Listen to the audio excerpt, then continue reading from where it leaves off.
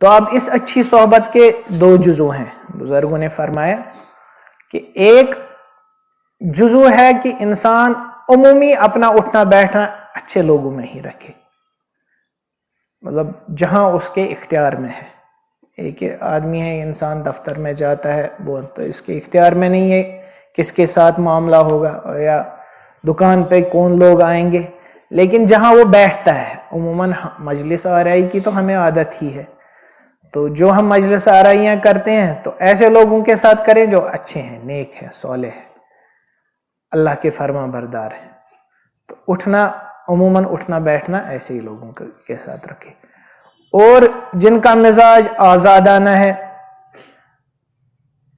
جو اللہ کی نافرمانیوں کے مرتکب ہیں، ان سے اپنے آپ کو تھوڑا سا دور رکھے، کیونکہ ان کا اثر پڑے گا. ہاں پہلے کوشش کرے کہ ان کو بھی دین کی طرح لائے، لیکن اگر لگتا ہے کہ وہ ہماری بات نہیں مان رہے تو اپنے آپ کو بچانے کی کوشش کرے. اللہ کے نبی صلی اللہ علیہ وسلم نے ارشاد فرمایا، بری صحبت سے بہتر تنہائی میں ہی بیٹھنا ہے، اور تنہائی سے بہتر اچھی صحبت میں بیٹھنا ہے.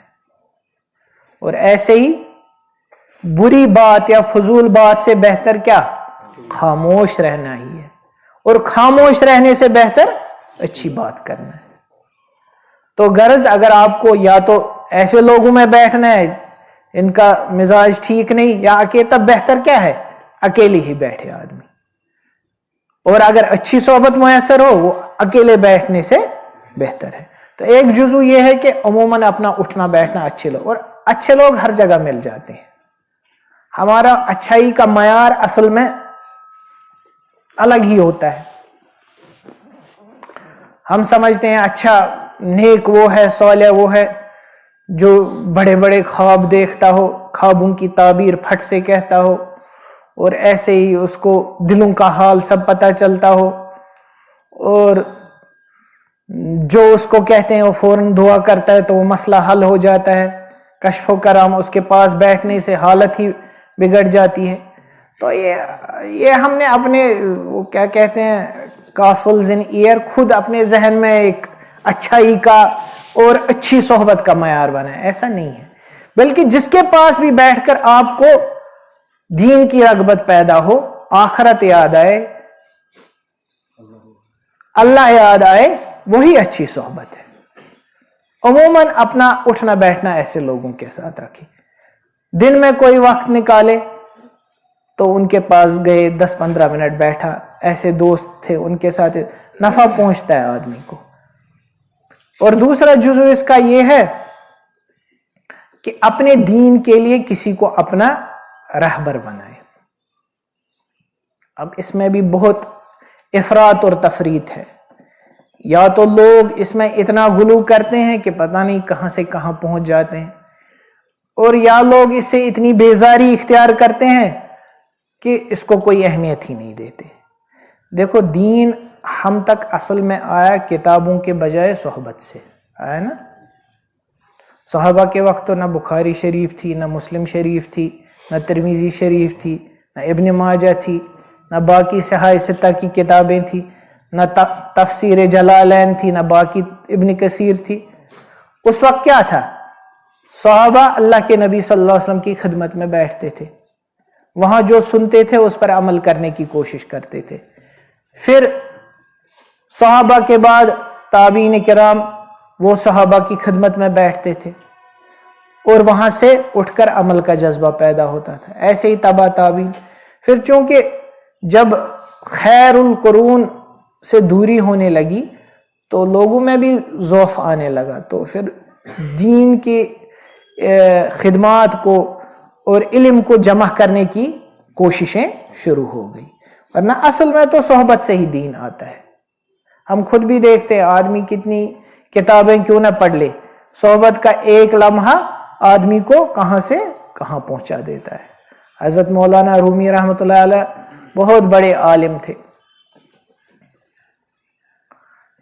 لیکن جب تک وہ حضرت شمس تبریزی رحمۃ اللہ علیہ سے نہیں ملے تب تک ان کی زبان سے مثنوی جاری نہیں ہوئی. اور اللہ کو کیا کرنا تھا؟ کہتے ہیں یہ حضرت شمس تبریزی رحمۃ اللہ علیہ اور علامہ عراقی غالباً رحمۃ اللہ علیہ، یہ آپس میں دوست تھے، دونوں ایک ہی استاد کے شاگرد تھے۔ جب ان کے شیخ ان کو کچھ کہنے تو حضرت علامہ عراقی رحمۃ اللہ علیہ بڑا شاندار علمی مضمون لکھتے تھے، اور حضرت شمس تبریزی رحمۃ اللہ علیہ ان کو یہ بیان، یہ لکھنا وغیرہ، اس پر وہ مہارت قدرت حاصل نہیں تھی، تو ان کے اندر بھی بہت کچھ ہوتا تھا لیکن یہ اس کا اظہار نہیں کر پاتے تھے۔ تو جب بہت عرصہ ہو گیا تو پھر ان نے ایک دن اپنے شیخ سے شکایت جیسی کی کہ میں جو کچھ کہنا چاہتا ہوں حضرت میں کر ہی نہیں پاتا، لکھ ہی نہیں پاتا، پیش ہی نہیں کر پاتا۔ تو ان کے شیخ نے ان کو بشارت دی کہ اللہ تمہیں ایک ایسی زبان عطا کریں گے جو عرب و عجم میں تمہارے علوم کو پھیلائے گا۔ تو حضرت حکیم الامت رحمۃ اللہ علیہ نے لکھا ہے کہ ہزاروں لاکھوں لوگ خالی مثنوی کو پڑھنے سے اہل اللہ بن گئے۔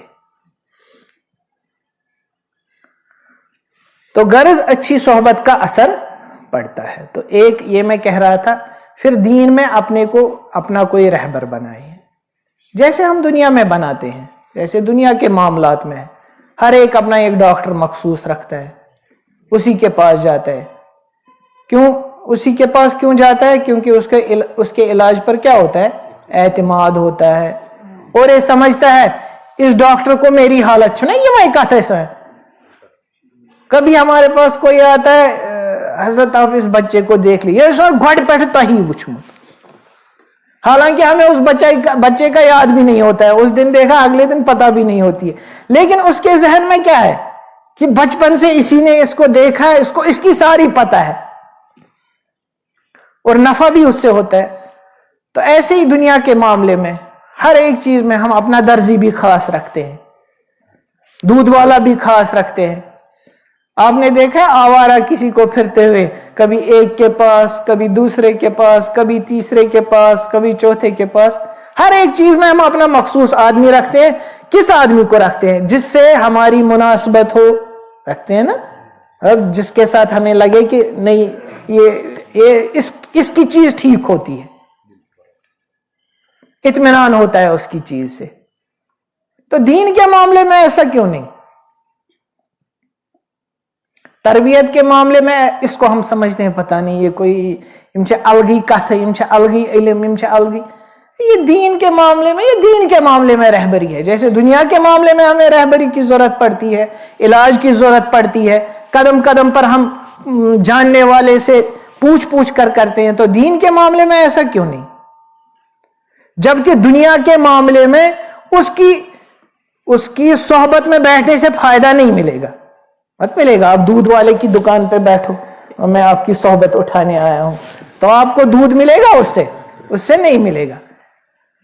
تو لیکن دین کے معاملے میں اگر پوچھے بغیر بھی آپ بیٹھو گے پھر بھی آپ کو نفع ملے گا، کیونکہ میں نے کہا نا ان کے اٹھنے بیٹھنے، ان کے اخلاق سے، ان کے بات کرنے کے طریقے سے آپ کی زندگی میں اثر پیدا ہوگا، آپ کو بھی بات کرنے کا سلیقہ۔ آپ دیکھو گے کہ ان کے ساتھ اللہ کے نبی صلی اللہ علیہ وسلم کے پاس ایک شخص آیا، بولا کہ اے محمد صلی اللہ علیہ وسلم، اللہ نے جو تم کو یہ مال دیا ہے اس میں سے ہمیں بھی دے دو۔ تو اللہ کے نبی صلی اللہ علیہ وسلم نے اس کو کچھ دیا، پھر آیا، پھر حضرت کا مبارک گریبان ایسے کھینچا اتنا زور سے کہ اس کا اثر گردن مبارک پر پڑنے لگا۔ تو اللہ کے نبی صلی اللہ علیہ وسلم تحمل۔ اب جب صحابہ دیکھتے تھے تو انہوں نے دیکھا کہ اس شخص کی بدتمیزی کا بدلہ اللہ کے نبی صلی اللہ علیہ وسلم نے کیسے دیا، تو خود بھی یہ جذبہ پھر پیدا ہونے لگا، پھر حلم، بردباری پیدا۔